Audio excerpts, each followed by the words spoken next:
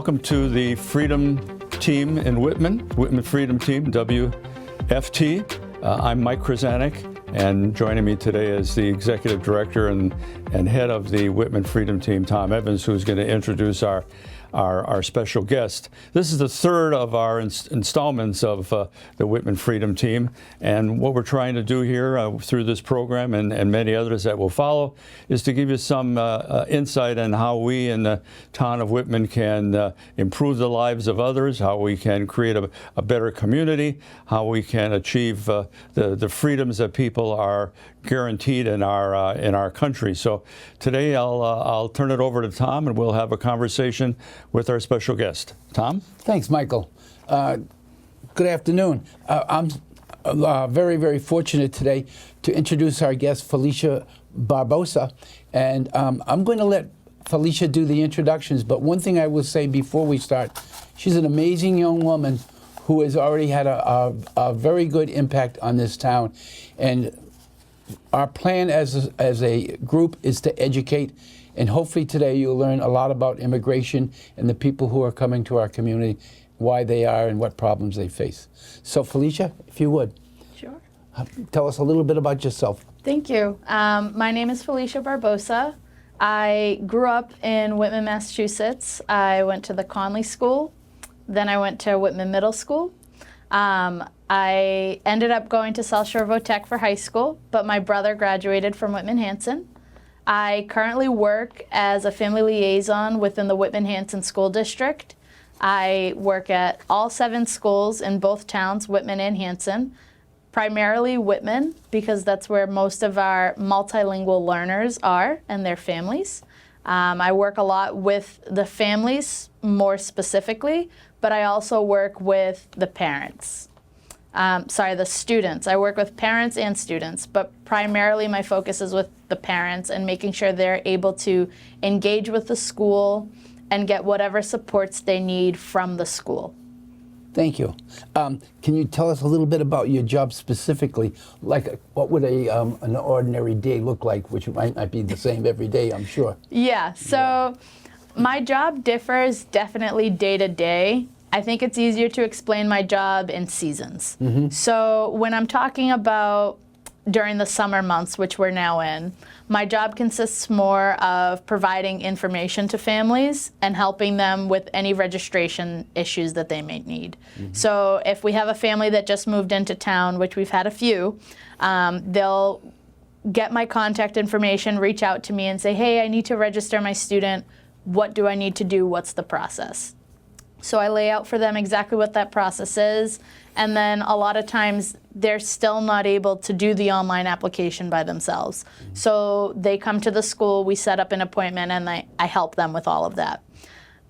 Over the summer I do a lot of info blasts, I guess I would say. Mm-hmm. So I send out a lot of emails with information on the start of school, where school supplies is, how to get in contact with the school, what summer programmings we have, who to contact, and anything else that the parent would need over the summer from the school is really what I do. Mm-hmm. During the school year, I help with interpretation and translation of meetings, making sure that parents can get all the information in the language that they need it in. Mm-hmm. And then really just any other concern that the parent has that they would need to contact the school for. I've also facilitated a lot of groups for students. So we do, at the elementary schools, I do a lunch bunch where I pull some of our newcomers, our students who are newly arrived, either to our town or to our country, and I pull these students and we have lunch together. Mm-hmm. It happens once a week, and I basically just talk to them about, what's your experience been in the school? Have you made friends yet? Have you not made friends? What do you like about it here? What do you think is different from wherever you came from? And so we have those conversations at lunch, and the students seem to really love it. Yeah. We've started groups with students that we call elementors. These groups talk a little bit more about when we bring our high school students, and we take our high school students who came from different countries, and we say to them, okay, would you be willing to mentor some of your elementary peers? Yeah. And so they're able to come down to the elementary schools, and when they do that, they spend time with the elementary kids, and it's kind of like I'm sharing my experience with you. So it's the elementary schools being able to look up and see these high school kids, right, which for them are like adults, right? And so they're seeing these high schoolers and they're like, okay, well, if they can do it, if they could come, if they could learn a new language, I can do it too. So it's kind of like positive role modeling that we get to do with our students. We've started parent ESL classes at the school, so we send out emails. I think we do it about twice a year. This is the first year we're doing it over the summer. So we have some of our ESL teachers who volunteer to come and teach an ESL class after school. And they teach our parents how to speak English to be able to communicate with the doctors, with their teachers, and all these things. So we've been working on programs like this that would help students and parents alike. Wow. Felicia, for my grandkids, I know that they pick up languages, and how are the kids doing in terms of their ability to function in a classroom which is in English? Are they doing okay, and are they succeeding in terms of becoming more of an English-speaking student population? I would say so, yes. So the State Department gives the school 6 years for students to achieve English proficiency. 6 years is a long time, right? If I come in first grade and I'm a bilingual student, I'm a Portuguese-speaking student, and I come in first grade, that gives me by the time I'm in 6th grade to be proficient in English. That's what DESE gives us. A lot of our students exit quicker than that. They pick up the language very fast. Watching television probably, right? Oh yeah, 100%. But you know, even in high school kids with dating, a lot of them are interested in dating the American girls. So because of that, they get exposed to language more. How about the American girls dating the Brazilian boys? So I've I'm only kidding you. I found that everybody thinks it's so cool to be near somebody who can speak another language. Oh, nice, nice. And it kind of awakens that interest to learn more. Felicia, do you do primarily Portuguese, or is there another language that you help out with, or you point people in directions, like say parents in directions for information and things like that? So I speak English and Portuguese. I don't want to say that I speak Spanish because that's a lie, but I can understand enough and I can communicate enough in Spanish where I feel like, and the parents have told me this, so that's why I'm comfortable saying it, but the parents have said that I communicate enough in Spanish that they're able to understand it. But we also have tools that we can use. So even if I can't speak a parent's language, I have access to tools like Google Translate or some of the tools that the school uses to be able to communicate with these families in their language, which is so important. Are the students able to take some of those programs, let's say whether it be a computer or a device, home with them, or is it only in school that they use these tools? Yeah, so students are able to take their devices home with them. I believe we have, I think it starts at 3rd grade. I could be mistaken on that. But I believe up at 3rd grade, the students are allowed to take their devices home with them. And when they do that, they can practice at home. So a lot of times we do LPAC meetings, which are English Learner Parent Advisory Councils. We try to do them at least once a month, once every other month, depends. And at these meetings, one of the things that I share with parents a lot is that the importance of practicing at home with your kids. So one of the things that I tell parents is if you're trying to learn English too, hop on the computer with your student on the program that the school provides for your student and practice with them. So you guys can kind of form a partnership in learning together. Excellent. Are those meetings district-wide? Yes. And all levels, elementary all the way through? Exactly, yes. I'll tell you right now, I'm very impressed with what you've told me in terms of the services and the the interaction with children and families. Have you ever or thought about training some of the staff of some of the things that you do, and not particularly always the teachers, but maybe the paraprofessionals who work with small groups to do that? Do you do that? So I'm glad that you mentioned that. Yes, we do. Last year, maybe the year before, but definitely last year, we did professional development for staff. And the way that we structured it is that I came in and I gave a lesson to staff. We focused on, first, how to modify content so that it's welcoming and accessible to our multilingual learners. Sorry. That's right. Tongue twister. So we talked about modifying content and how to make everything accessible for our students. One of the things that I did, and it's probably my personal favorite when I do this PD, is I start to teach a lesson to the staff in Portuguese. And I hand them papers in Portuguese, and I talk to them, and I say, okay. And I teach this whole, it's probably like a 5-10 minute lesson, and it's all in Portuguese. And it's interesting to see some of their jaws drop, their faces, and like you can see some of them completely tune you out. And so we use that lesson in various different ways, right? So the first time that we did it, we talked about, so when you modify your content and you change keywords or you highlight or you add a picture or whatever, you're making this more accessible to your students.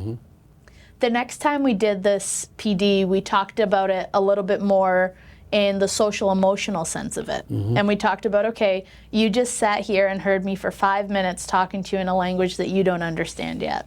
How did that feel for you? What was that like? What did you experience? And so we really drove in the point of, this is what our students are experiencing for 6 hours a day.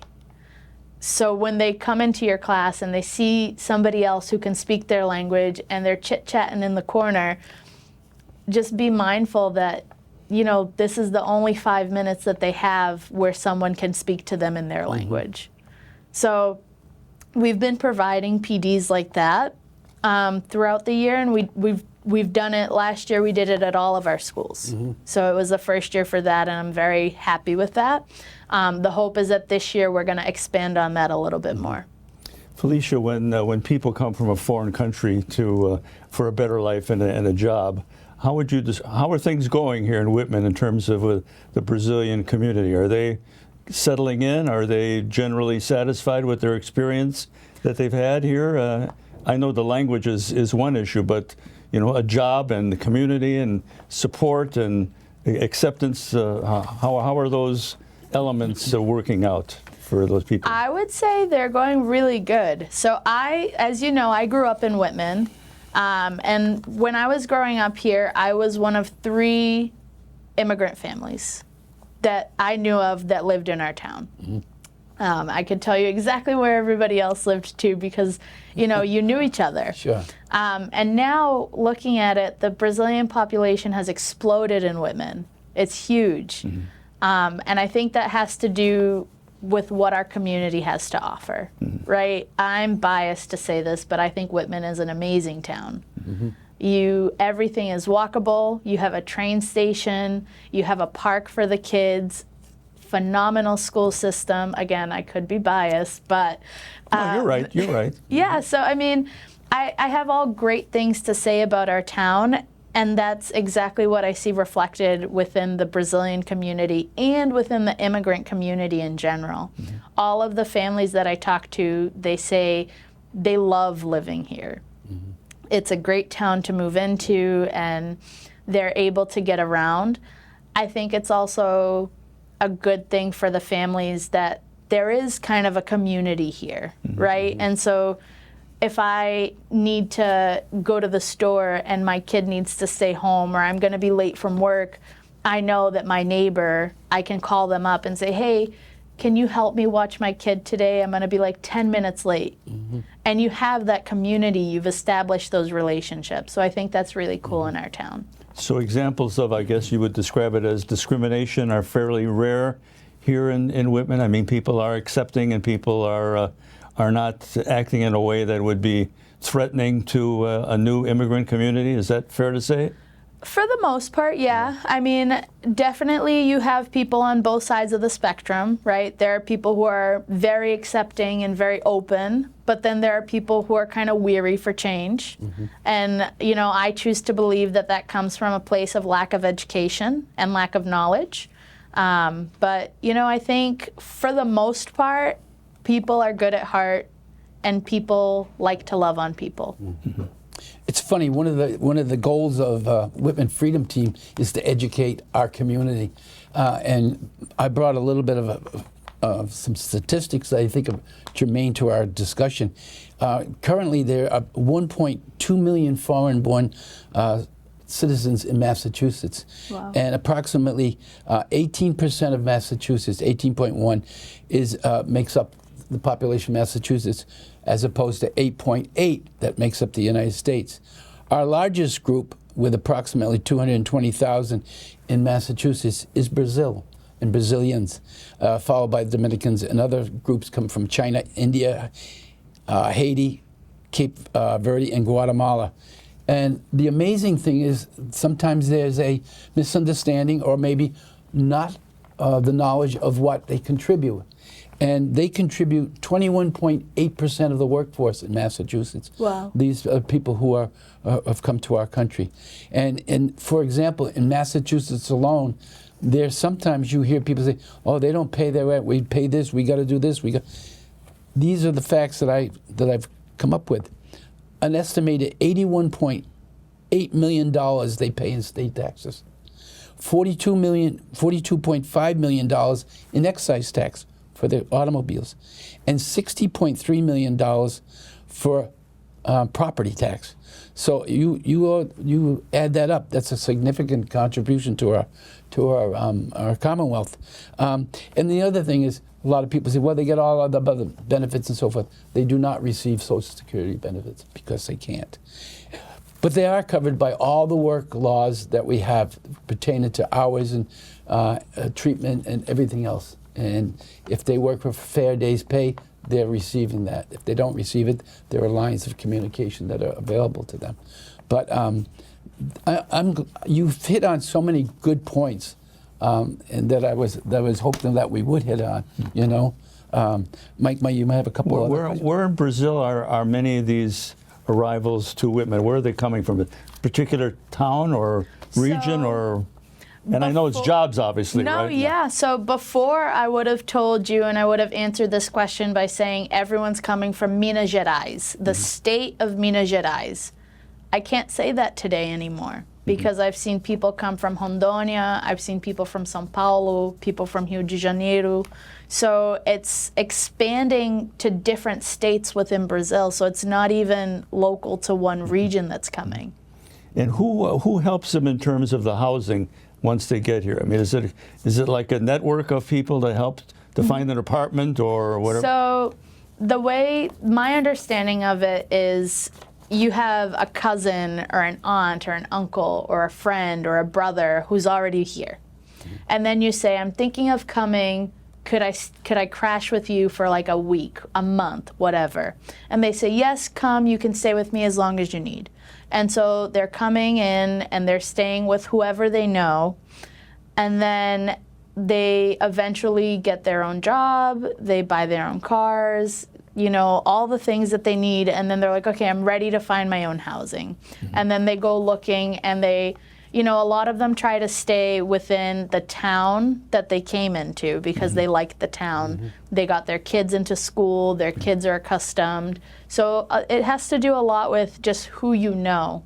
Are they on a U.S. work permit, or are they have the ability to stay here for a certain period of time? So I think Explain that to... yeah, I think it just depends on how they come in, right? Some people come in with visas. Some people come in through the back door. And I can't speak to all families because I don't know what every family's individual situation is.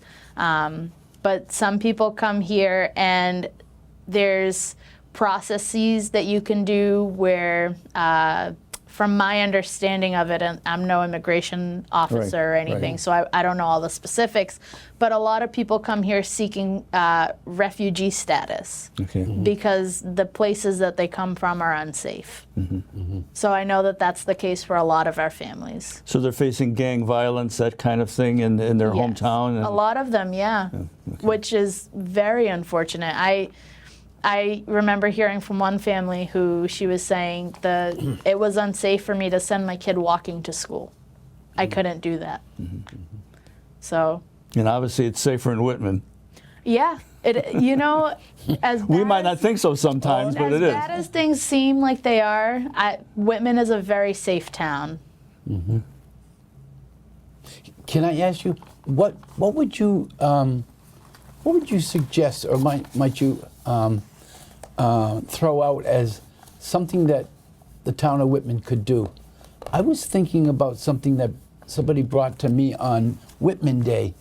It happened to be a woman who works with immigration, and she suggested a package, like a greeting when you welcome a family, you send them over cookies or whatever. What if we were to develop something, and I think the Whitman Freedom Team would be very interested in working with people, of what exactly is needed? Is it going to be a guide for what services they can rent, they can hook onto, or is it contact with specific agencies? What is it that would be helpful, and do you think that's something that would be doable? Yeah, Like a so care package. I definitely think it's something very doable. I went to a conference last year, and there was a town, I can't remember for the life of me what town it was at this point, but they had actually a welcome packet for families that moved in. Within this packet, they included things like where to call to get health insurance. And they had the line that you could access interpreters. They had access to the food pantry. So it's just basic community resources that somebody who's new to our community might not know about.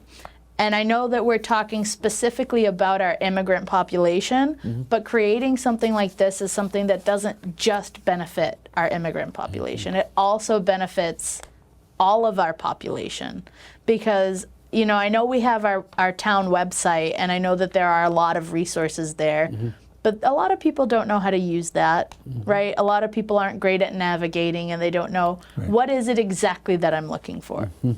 So I think if we were able to create something that says, okay, food insecurities, like here's the Whitman food pantry, here's Project Bread, here's all these resources that you can use, right? Because I know there are some churches also who do food pantries, and they're all within our town. And these are resources that people can pull from. I think definitely having it available in more than one language, but then also making sure that it's accessible to people, right? It's not helpful to have all the information on a website if nobody accesses it. Might that be something that a discussion could be had with the powers to be about maybe with the influx of a particular language, in this case Portuguese, that they might want to have an interpretation on that, or their whole translation in the form of Portuguese rather than just English? Yeah, so I think having things accessible in multiple languages is definitely a plus. And there are so many different channels that people can use to do this. If you're talking phone calls or talking to people, there's interpretation lines that you can make partnerships with to be able to do that. I know the school uses one. If you're talking translation of materials, that's something that you can do. One of the tools, a free tool that you can use it with a grain of salt, but it's definitely gotten a lot better, is Google Translate, and that's a free tool that you can use. Obviously, there's professional translators and things like that, but I think having things accessible in the language that people speak is so important, and that's not just for immigrants, but that's also for everyone in town, right? So, because digital and technology is a foreign language in itself. Believe me. So, I mean, if we're talking about making things accessible for all the folks in our town, we also want to think about the foreign language that is technology and the folks who can't access what we're putting out because of that language barrier. I know Felicia, my wife, who we talked about, who works at the food pantry, communicates with a number of clients and neighbors through their cell phone. Do many of these families have a laptop, as an example? And do they have a television? Ways of interacting with the community and interacting with the English language situation. What would be the normal household? What do they have? So for the most part, I know a lot of families do have TVs at home. Mm-hmm. However, I can't guarantee to you that they have cable access at home. A lot of them use the different entertainment methods that we have now. So like Netflix, Hulu. I myself, I don't have cable in my home. Mm-hmm. So that's, things have changed a lot. Yeah. I know some families do have laptops, but I can't say that all families do. Mm-hmm. But would that be something that they should have, though, do you think? Or not? I think it depends. It depends. Personally, I would say yes, I think everyone should have one, but that's my opinion. Yeah. Felicia, does the school issue laptops to certain grades, or have they discontinued that? Or so my understanding is that the school has a one-to-one policy where each student is assigned a laptop. Mm-hmm. I think it depends on what grade the student is in, that the student is able to take the device home. Yeah, otherwise they're stored in... Correct, yes. Yeah. One of the other things, we talk about public education and access to knowledge. Has the school, I shouldn't put the pressure on the school because they do so much, it's incredible, but have you ever thought about linking with the public library to provide books of Portuguese language and so forth? Have you done that, or do you have it in your own libraries in the schools? So I know at the school, what we've been doing at the school library is that each year we've been purchasing more and more bilingual books. Mm-hmm. We've been buying them in some of our biggest languages, so the languages that we have the most representation of are Portuguese, Spanish, and Haitian Creole. Mm-hmm. So we've been purchasing books in those languages to fill our libraries at the school. But I like the idea of trying to work together with the town library. Mm-hmm. Yeah, that would be an interesting idea to explore. Felicia, you've been very informative. The Whitman-Hanson system is fortunate to have you, working with the community, largely the Brazilian Portuguese-speaking community. Before we cut off over here for today's program, I want to alert you to the fact that Tom and many people in the Whitman Freedom Team have been working on a unity night to bring the people of Whitman together, including the immigrant community together, to talk about how we as the Whitman family can appreciate others who are either new arrivals or have different opinions. And so we've scheduled, Tom has been working very hard on this, we've scheduled September 11th, which is a Wednesday night, in the town hall. Excuse me, the town park, not the town hall, town park. Excuse me, I'm giving you false information already. The town park, 6:30 on Wednesday, September 11th. So put that on your calendar as a must-go-to to have this kind of Whitman Unity Night. There'll be a number of speakers talking about what we can do as a community. Felicia may be there and bring her friends from Brazil and the Portuguese community there as well. So with that, we're going to close today on this, our third installment of the Whitman Freedom Team. And I know if Tom might have some parting words in the last 30 seconds. The last 30 seconds, I want to thank our guest, Felicia. You have been very informative, and the passion that you bring is something that is essential to a community if they're going to move forward. And I think you brought, hopefully, a real understanding of how difficult it is for anyone to come into a new situation and prosper. Thank you so much. I appreciate it. Felicia, thanks very much, and best of luck to you. Yes. Thank you. A valuable resource in Whitman. No kidding. Thank you all for watching.